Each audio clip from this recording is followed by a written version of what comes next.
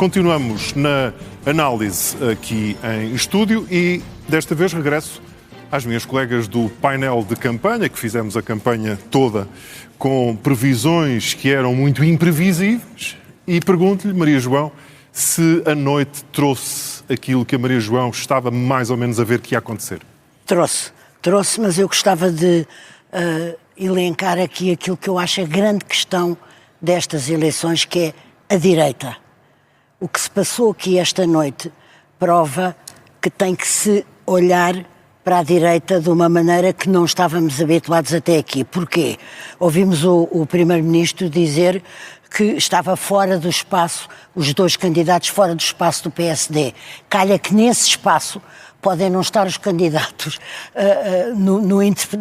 candidatos a Belém. Agora, quem está é uma pessoa que vai ficar dona de muitos votos, quem sabe-se mais do que aqueles que tem Luís Montenegro, e está Coutinho de Figueiredo, que não sabemos o que é que vai querer fazer desses seus votos, e, portanto, estamos perante, quer se queira, quer não, é uma questão política essencial para o país, de saber o que é que se vai passar na direita.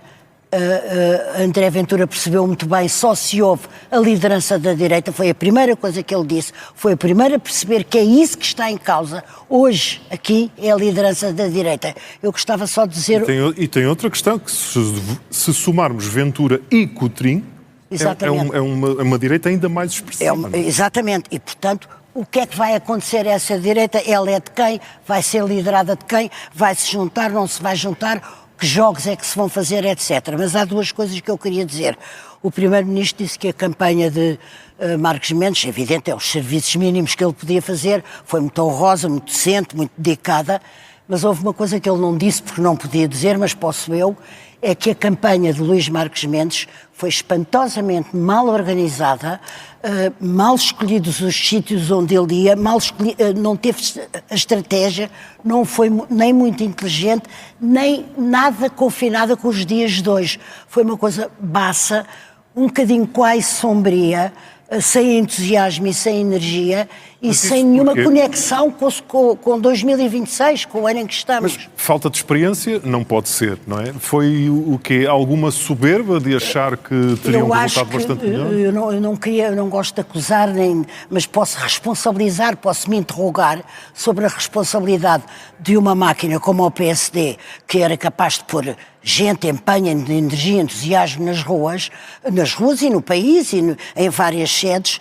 Penso que os locais onde levaram Marcos Mendes, a estratégia da campanha, aquilo que podia ter acontecido e não aconteceu, o prejudicou. Nós sabemos também que há aqui uma responsabilidade. Marcos Mendes declarou-se candidato, o seu empenho em candidatar-se, e qualquer pessoa que anda aqui no jornalismo, você sabe, a Ângela sabe, eu sei, que Marcos Mendes não faria o plano do PSD, não faria o pleno do PSD, mas deixou-se andar essa carruagem, não só montada numa carruagem um bocado, enfim, pouco moderna e pouco apetrechada para aquilo que se pedia, como não se atendeu a que ele não estava a fazer. Correram-lhe bem os debates, mas os debates foram uma parte apenas disso. Agora, eu gostava também de dizer uma coisa de António José Seguro, não posso antecipar uma campanha, é evidente que André Ventura está hoje nas suas 7 quintas, era exatamente o que ele queria e até talvez queira mesmo perder, que é isso que eu acho que vai acontecer. António José Seguro também está certamente muito contente e merece que eu diga aqui que tenho criticado, porque acho que eu não retive uma ideia, não retive um sobressalto, não retive um desafio aos portugueses, não retive uma pessoa que fez um percurso um bocadinho mortiço, sem altos nem baixos. O Sebastião, alguém dizia, não houve polémicas, é impossível que não haja na segunda volta. Talvez haja polémicas, mas não eram as polémicas e ao lamaçal que foi feio, que eu me referia, aquilo a que eu me refiro, é que não houve política na campanha ou que eles escolheram politicamente foi não haver política. Não houve uma ideia, um desígnio, um mandamento, um convite aos portugueses para sairmos desta espécie de cepa torta. E, finalmente, quando Luís Montenegro se diz eu tenho o governo, como se não tivesse nada a ver com isto, apesar de tudo, estamos a falar quer dizer, do Presidente da República. Fala-se muito, com certeza que irá remodelar. Era preciso um exame de consciência muito grande em relação à governação, em relação àquilo que não está a correr bem, em relação aos ministros que estão desfasados ou desencontrados com aquilo que lhes é exigido, em relação a não haver uma reforma digna desse nome. Há medidas que não é o mesmo que reforma e, portanto, é preciso muito mais do que tirar o ministro A ou a ministra B. É preciso um enorme exame de consciência no PSD, mas como há muitos anos não lhe será exigido. Por aí para passar para a Ângela. Como é que viste Luís Montenegro não só veio discursar bastante cedo, como veio quase dizer assim, bom, isto passou-se, agora, a partir de agora não é nada connosco? Olha, eu acho que seguramente ele ouviu o Miguel Morgado, porque o Miguel muito cedo lançou aqui o rap de Luís Montenegro para que anunciasse que iria apoiar André Ventura na segunda volta das presidenciais. Deu até a entender que ele não tinha outro remédio.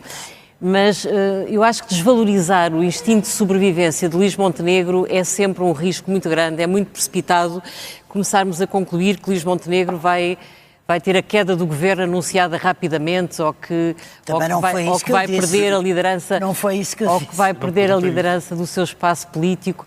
Eu acho que ele foi rápido porque ele percebeu que ia começar a ser pressionado por uma parte do eleitorado do PSD para que apoiasse António José Seguro na segunda volta e por outra parte do eleitorado do PSD para que apoiasse André Ventura.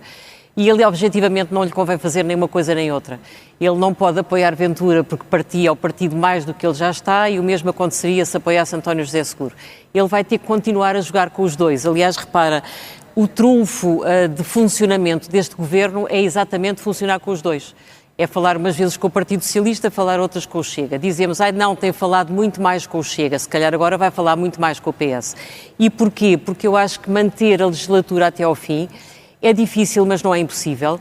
Ele vai precisar que o Partido Socialista contribua para que o governo da AD se aguente, mais um ano, mais 2 anos, quem sabe se mais 3, e mais uma vez convergem aquilo que é o interesse dele de sobrevivência deste governo com aquilo que é o interesse do Partido Socialista, que continua sem estar preparado para ir a novas eleições legislativas. E portanto... Ângela, permito usar uma expressão que se usou muito, mas aqui, Ângela, estamos a falar de presidenciais e não de legislativas. Mas deixa-me perguntar-te em relação a André Ventura. Maria João dizia que ele está nas suas 7 quintas, mas está nas suas 7 quintas e mais 3 semanas, porque vai ter mais 3 semanas de palco para depois, eventualmente, sair derrotado airosamente, o que para ele pode ser uma vitória. Sim, eu acho que André Ventura já ganhou. Já ganhou porque vai à segunda volta, já ganhou porque na segunda volta... Se ganhar as eleições, bom, isso é um feito histórico, não é? Eu acho que é difícil, mas não sei se é impossível. E mesmo que não ganhe, se sair de uma segunda volta com mais de 35% dos votos, 35 ou 40%, é evidente que ele sai reforçadíssimo. E por isso ele hoje diz, a direita, como é que é? A direita ganhou e quem vai liderar a direita sou eu. Bom, agora, eu acho que Luís Montenegro não tem que dar muita confiança a essa conversa neste momento. É evidente que a campanha vai ser duríssima. André Ventura vai ser brutal contra aquilo que ele chama o candidato socialista. Concordo que António José Seguro vai ter que dar bastante mais corpo à sua campanha, ao seu discurso, à sua performance política. Agora, isto vai ser um combate entre um moderado e um radical. Isso aí não há volta a dar. E, portanto, o mais normal num país como o nosso é que o moderado ainda ganhe. E acho que Luís Montenegro faz bem em tentar passar um pouco entre os pingos desta chuva. Nós podemos achar que é feio do ponto de vista político, mas um primeiro-ministro que tem uma maioria bastante frágil e que está encurralado entre adversários à direita e um adversário à esquerda, mas sobretudo à direita. A direita está muito partida. Isso vê-se a partir da manhã destas 3 semanas que agora vão começar. Mas eu tenho uma outra curiosidade de um candidato do qual se está a falar pouco, apesar de tudo, que é Coutinho de Figueiredo. Coutinho de Figueiredo, se não for à segunda volta, na verdade, será por um triz, segundo todas as projeções. E o que eu pergunto, Maria João, é se acha que, de facto, esta última semana terrível, se não tem acontecido, se Coutinho de Figueiredo poderia sonhar com mais altos voos? Acho que pode ter feito certamente alguma moça, com certeza, mas não atribuiria a não passagem à segunda volta a isso em concreto. É preciso ver que João Coutinho de Figueiredo é bastante conhecido nos meios urbanos, Lisboa, Porto e tal. Não sei se sabe quem ele é no Alentejo ou no Trás-os-Montes, por exemplo. Não sei se sabe quem ele é e isso conta muito. Não se ganham só eleições em Sintra ou em Lisboa ou no Porto. Vai ser interessante saber se ele vai optar por voltar para Bruxelas, como tinha dito, mas pode ter mudado de ideias, porque não esperava certamente esta votação, se vai querer continuar na política negociando qualquer coisa com a Iniciativa Liberal. Acho que ele próprio, agora, a esta hora, é capaz de ainda não saber. Agora, é certamente uma pessoa a ter em conta mais um, além da André Ventura. Mas eu queria dizer, eu percebo o que é que a Ângela diz sobre o Luís Montenegro, que é indiscutivelmente um profissional da política, com muita experiência, muitos anos disto e provas dadas.